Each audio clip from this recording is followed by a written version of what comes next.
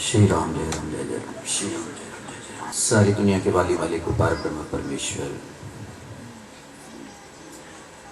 परम पिता परमात्मा अखिलेश्वर जगदीश्वर मेरे भगवान सर्वशक्तिमान दया निधान कृपा निधान मेरे राम मेरे भगवान आपके चरणारविंद में मेरा बारंबार प्रणाम है। आश्रम के कण कण में व्याप्त मेरे आराध्य मेरे पूज्य परमपिता परमात्मा के दूत व अवधूत दिव्य जन्मा दिव्य महामानव मेरे परम गुरुदेव मेरे श्री गुरुदेव उनके श्री चरणों का वंदन करता हूँ, नमन और प्रणाम करता हूँ। आदर और सम्मान के योग्य श्रीमन श्री वैरागी जी उपस्थित इस पर्णशाला में अपनी प्यारी भावनाओं को लेकर के आए हुए सभी आगंतुक आदित्य पुरुषों श्रद्धा स्वरूपा माताओं भगवती स्वरूपा बहनों प्यारे सज्जनों, बड़ी परम पावन पवित्र बेला है ये।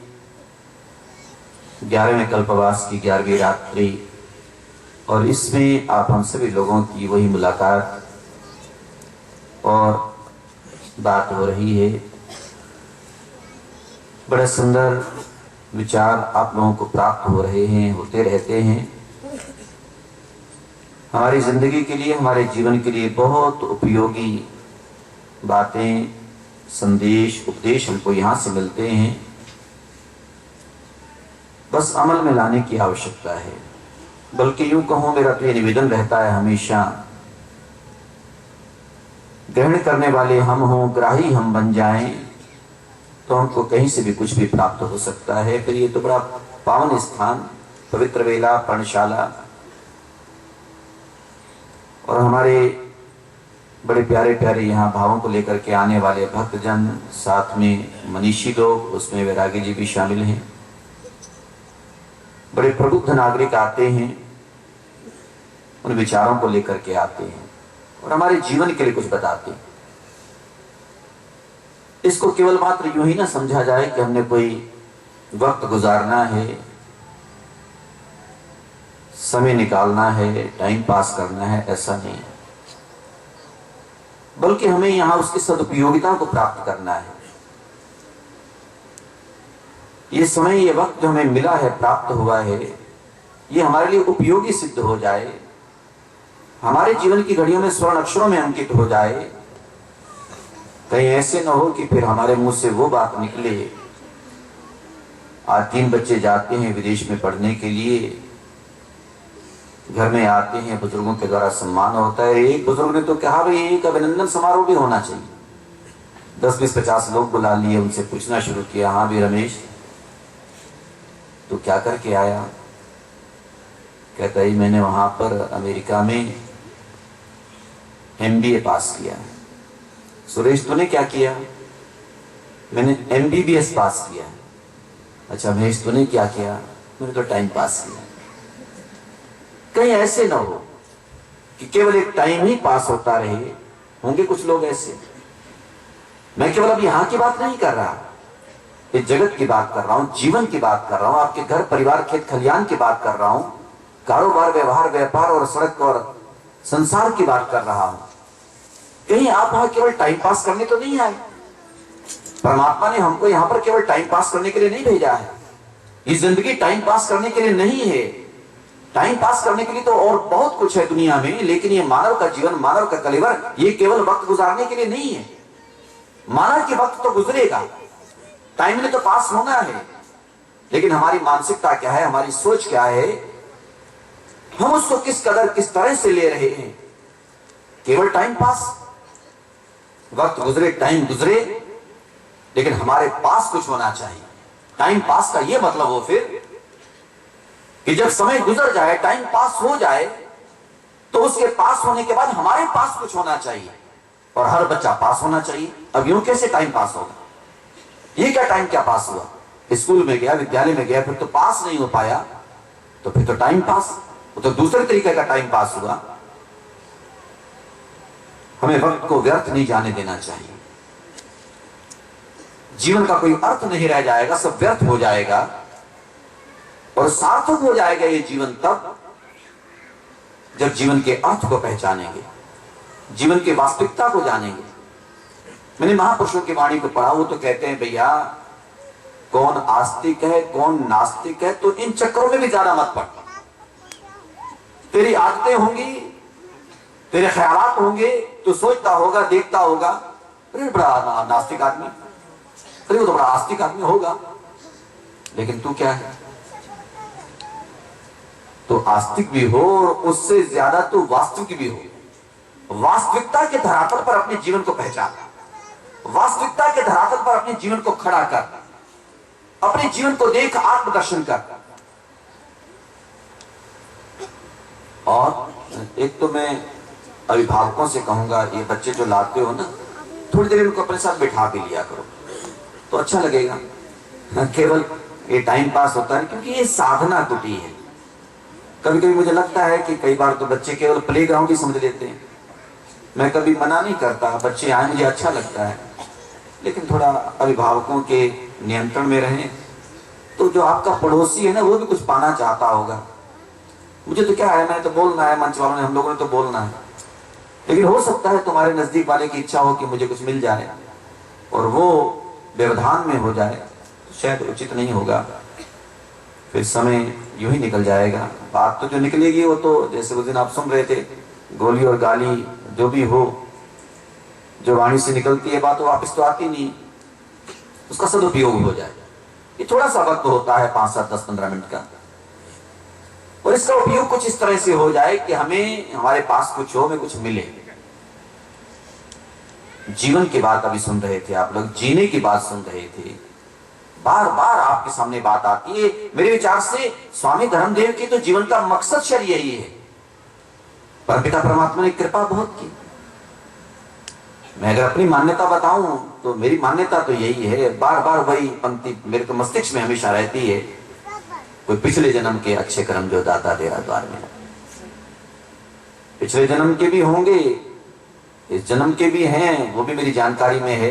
प्रारंभ से, बचपन से जिस माँ ने मुझे चीजें सिखाया, वो भी मेरे संस्कारों में है, मेरे विचारों में है। मैं उस जिंदगी में उस जन्मदात्री माँ को भी नहीं भूल पाऊंगा, जिसने जन्म से संस्कार दिए, वो विचार दिए। तो होंगे, पिछले जन्म के भी होंगे, वो भी प्राप्त हैं। अगर ये मौका मिला, ये वक्त मिला, ये जीवन मिला, तो ये जीवन कहीं सार्थक हो, और इस सार्थकता के साथ अगर कुछ हो रहा है तो कहीं आसपास में कोई आए तो उसे भी कुछ मिल जाए तो और अच्छा रहेगा। हम कबीर की वाणी, रहीम की वाणी, उनकी वाणियों को जब पढ़ते और सुनते हैं, यूं रहीम सुख होत है उपकारी के संग, यूं रहीम सुख होत है उपकारी के संग, बाटन वाले को मिले जो मेहंदी को रंग। भाई हाथों से अगर कोई मेहंदी बांटेगा ना, तो ये पक्की बात है, उसके हाथों में मेहंदी तो अपने आप लग जाएगी,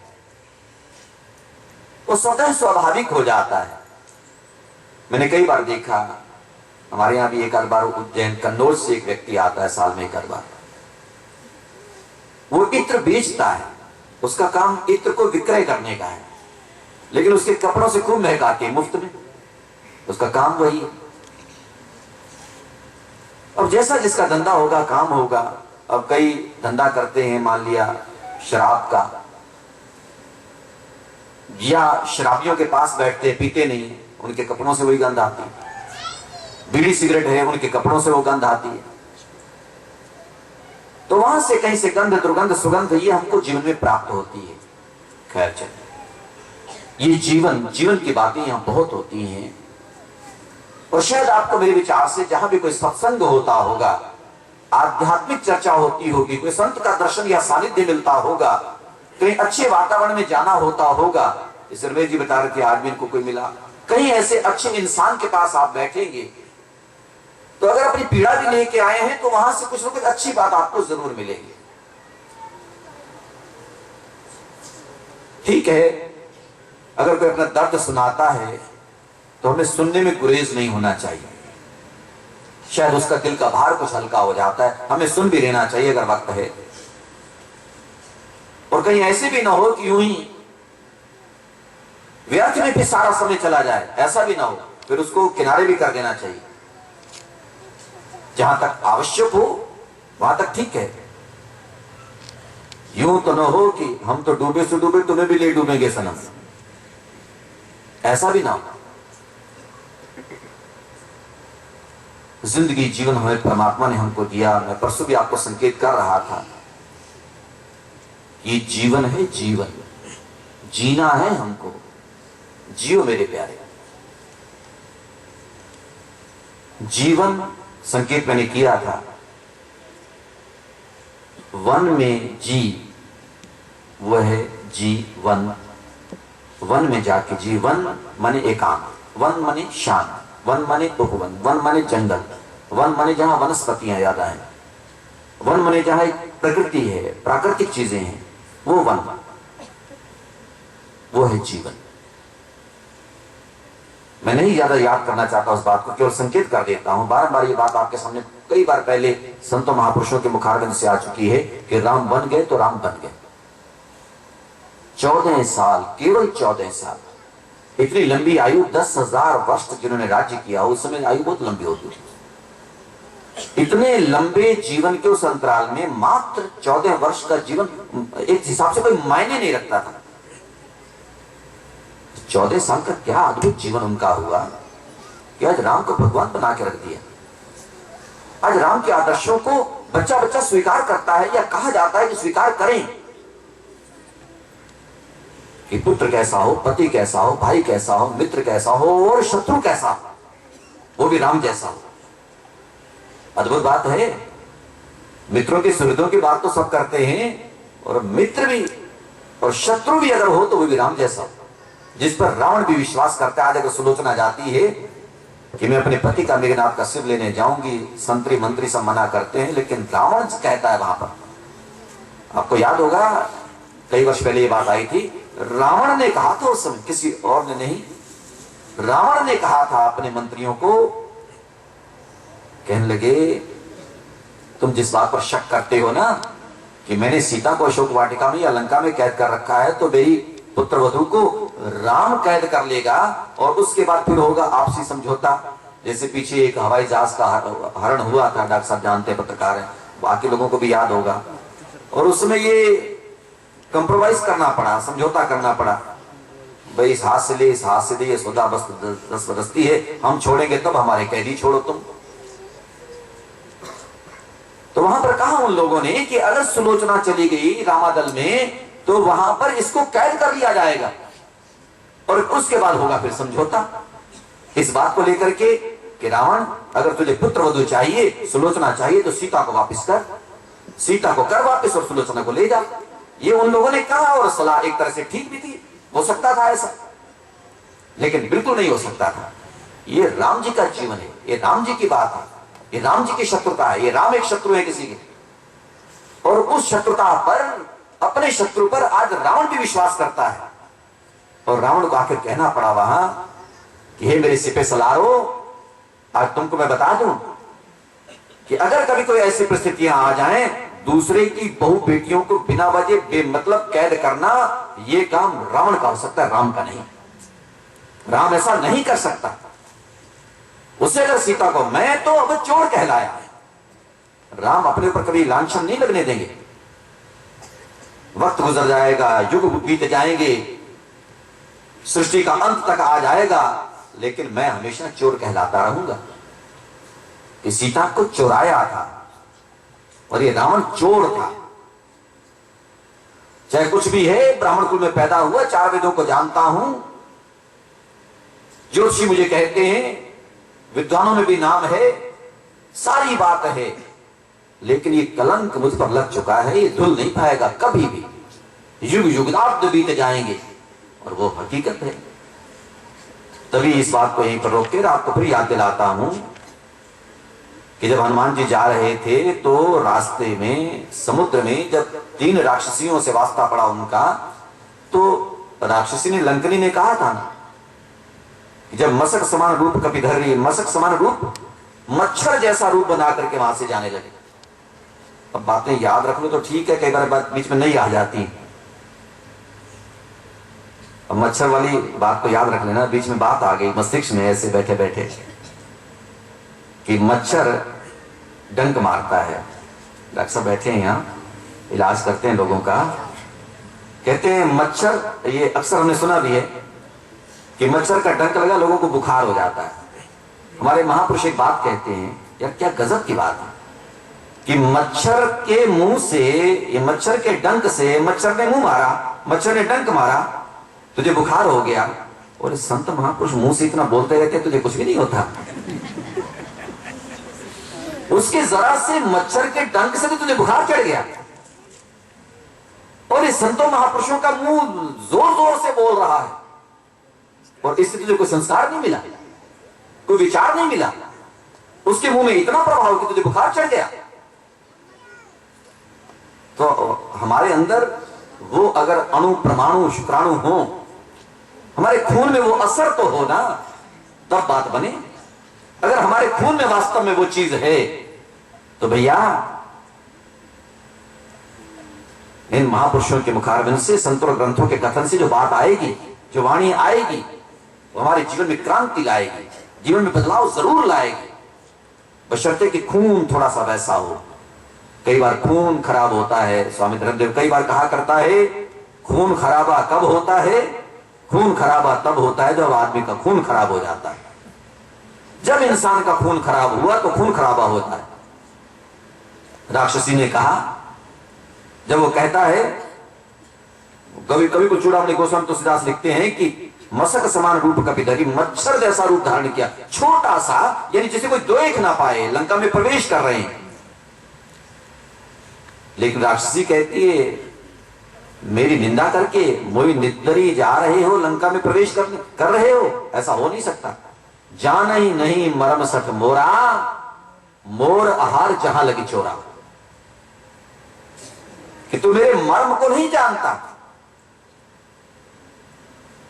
जहां तक भी, क्योंकि चोरी से प्रवेश कर रहे थे ना हनुमान जी, तो कह लगे जहां तक चोर रहते हैं, राक्षसी ने कहा, उसे पता नहीं मेरा वास्ता किससे पड़ रहा है, कि जान ही नहीं मरम सठ मोरा, मोर आहार जहां लगी चोरा, कि जहां तक भी चोर रहते हैं वो सारे मेरा आहार है, मैं उनको खा जाती हूं, उनको छोड़ती नहीं हूं। हनुमान जी सामने आगे प्रकट होकर कहते हैं, झूठे जहान की, है ना, आप लोग भी घर में कह रहे थे झूठी जहान की, मोर आहार जहां लगी चोरा, मेरा वहां तक सारा आहार है। वो लोग जो चोर हैं, सबसे बड़ा चोर तो फिर लंका में बैठा है जो सीता को चुरा के लाया। मेरा तो कोई प्रमाण ही नहीं है कि मैंने कोई चोरी की, वो तो प्रमाण, अभी प्रत्यक्ष की बात कह रहे थे ना आप, वो तो प्रत्यक्ष से किम प्रमाण, प्रमाण तो आई लंका में है। तुम्हारा महाबली राजा रावण कहलाता है अपने आप को, वो चोर, वो सीता को चुरा के लाया, उसको तो क्यों नहीं खाया? बोलती बंद हो गई, क्या बोले, जवाब क्या दे, मारा मुक्का होके आगे चल दिए। मेरे प्यारे, कहना आप लोगों से ये चाहता था कि जिंदगी, जीवन जो परमात्मा ने हमको दिया, इस जीवन को सार्थक करें। हम तो हमारे जीवन के लिए उपयोगी सूत्र मंत्र सब प्राप्त होते हैं, बस उनको जीवन में ग्रहण करने की आवश्यकता है, प्राप्त करने की आवश्यकता है। भगवान राम वन में गए, 14 वर्ष का वक्त उनका, समय उनका व्यतीत हुआ उस वन में, जिस वन में शांति, एकांत, शांत वातावरण होता है। तो एक तरह से आप अपने जीवन को भी कोशिश करो एक बार वन का रूप देने की, कि वन में कोई वैमनस्य नहीं होता। जैसे बचपन की हम बात करते हैं, ऐसे वन की भी बात है। उस दिन त्रिवेणी के नीचे कई बार जैसे शाम को लोग आते हैं, बात हो रही थी, मैंने उनसे कह रहा था, मैंने कहा जंगलों में जाने का मुझे भी मौका मिलता है, कभी भी आप लोग भी जाके देखें, जाते रहते होंगे, जंगल दर जंगल चले जाओ, वनों में, उन बाग बगीचों में घूमो, या भयंकर जंगलों में चले जाओ, कहीं भी आपको किसी भी जंगल में जहां पर हमसे भी ज्यादा संख्या होगी जीवों की, हे मानव तेरी तो क्या औकात विशाल, तेरी क्या संख्या है, तेरे से कई गुना ज्यादा जीव उस जंगल में रहते हैं, लेकिन जंगल में कभी प्रवेश करके देखो, वहां बदबू नहीं आती और दुर्गंध नहीं आती। कहीं न कहीं गंध तो आ जाएगी। मेरा वास्ता पड़ता है जंगलों में जाने का, कहीं सुगंध तो मिल जाएगी। अरे जीव तो वहां भी रहते हैं, मानव तू भी रहता है कहीं। लेकिन जहां मानव ज्यादा हुए, जहां आबादी ज्यादा हुई, वहीं गंदगी और वहीं दुर्गंध आने लग जाती है। क्योंकि वो साफ सफाई का बोली तुम्हारा धन्यवाद, और उन लोगों का भी धन्यवाद जो इस ओर ध्यान देते हैं। हमें ध्यान देना चाहिए। अपने तन को भी साफ रखो, मन को भी साफ रखो, घर को भी साफ रखो, पड़ोस पड़ोस को भी साफ रखो। और कई तो ऐसी ढींगरी सी होती हैं, मुझे कहना नहीं चाहिए, आएंगे सबसे लेट हो, बीच में चीरते हुए हाथ धड़म मार के बैठ जाएंगे। भी देर से आए हो तो कोई बात नहीं, पीछे बैठ जाओ आराम से। और आगे ये भी आपको पता हो, वहां कहीं ये नाम गिनाना चाहते हो, बात ऐसे बनती नहीं है। अगर किसी ने स्कूल देखा है, स्कूल का मुंह देखा है, क्लास देखी है, आप में से ज्यादातर उसी तरह के होशियार विद्यार्थी जो होते हैं वो आगे बैठते हैं। मेरी बात को सुन के कल से शुरू मत कर देना। और जो फिसड्डी होते हैं वो पीछे बैठते हैं। लेकिन ये शब्द मेरा केवल उनके लिए है जो पहले आते हैं, पहले बैठते हैं, बाद में आते हैं, बाद में बैठते हैं। अच्छा लगता है।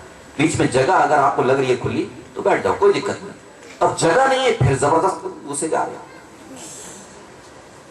इन रस्सियों को पार मत करो, रास्ते बने हुए हैं बीच में। घर जीवन को भी, इस जीवन को कभी वन बनाने का प्रयास करो। मेरे गुरुदेव की बात कह के बस विराम ले रहा हूं। वो कहते जब हिमालय में मैं रहा तो वहां मुझे कई चीजें देखने को मिली।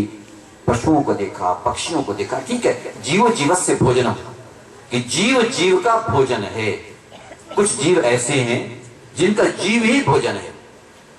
हमारे शास्त्र ने भी उस बात का विरोध नहीं किया कि जीव जीवस्य भोजनम, वो उनका प्रबंध खुदा ने, कुदरत ने करके भेजा है। उन जीवों को वहां पैदा किया और जो उनका भोजन है उनको भी वहीं पैदा किया। तो उसकी संरचना है, उसमें किसी का विरोध नहीं हो सकता। लेकिन वो केवल अपनी उदर पूर्ति के लिए ग्रहण करते हैं। डिस्कवरी में भी शायद कुछ लोगों को देखने का मौका मिला, मुझे मिला था एक बार देखने का। एक बार कभी मैंने डिस्कवरी में देखा कि एक हिरन का बच्चा शेर के ऊपर कूद रहा है, शेर के साथ खेल रहा है हिरन का बच्चा, लेकिन शेर उसको कुछ भी नहीं कह रहा है। क्यों? क्योंकि शेर का पेट भरा हुआ है, वो अपनी खुराक ले चुका है। जब उसका पेट भर जाता है फिर वो किसी को नहीं छेड़ता। ये तो आदमी है कि पेट भर जाए, पेटी भर जाए, कुछ भी भर जाए, पूरा फिर नहीं पड़ता।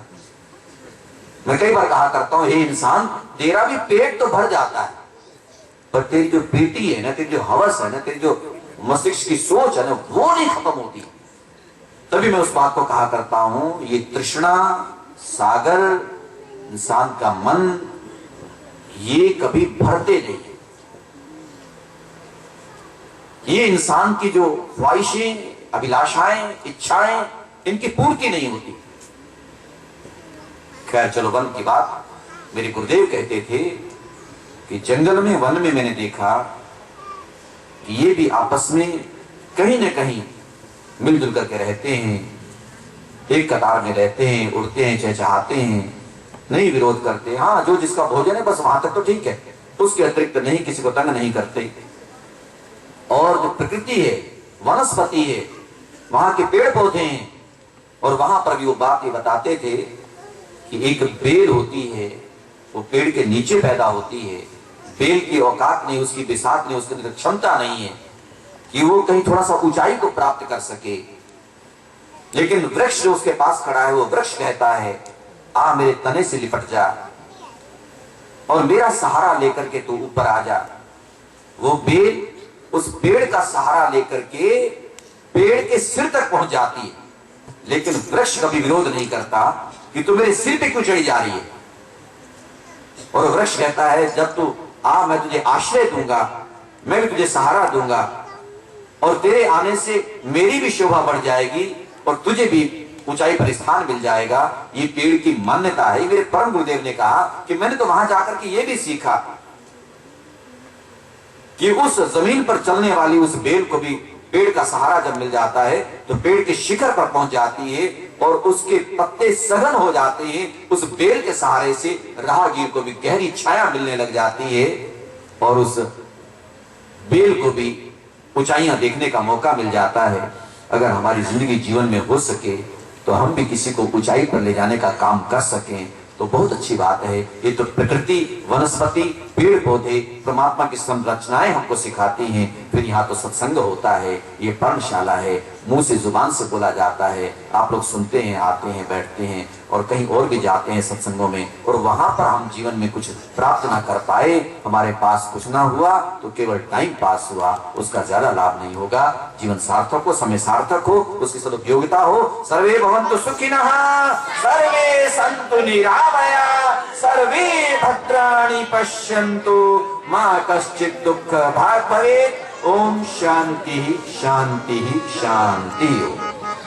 हरि ओम जपा करना, भगवान जमा लेगा, ये देश बिगाना है, भगवान करना, ये देश बिगाना है, इस देश से हो पगले वापस भी जाना है, इस देश से हो पगले वापस भी जाना है।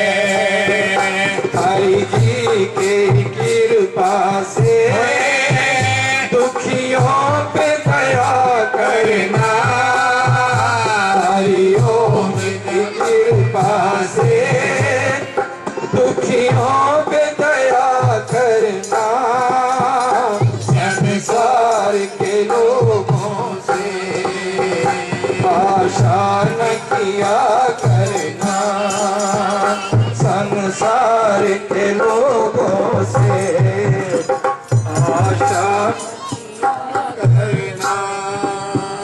ए भक्त न दुख से हो, तुम प्रभु तुमसे दूर नहीं, ये भक्त न दुख से हो, प्रभु तुमसे दूर नहीं, भक्तों का दुखी होना प्रभु को मंजूर नहीं, भक्तों का दुखी हो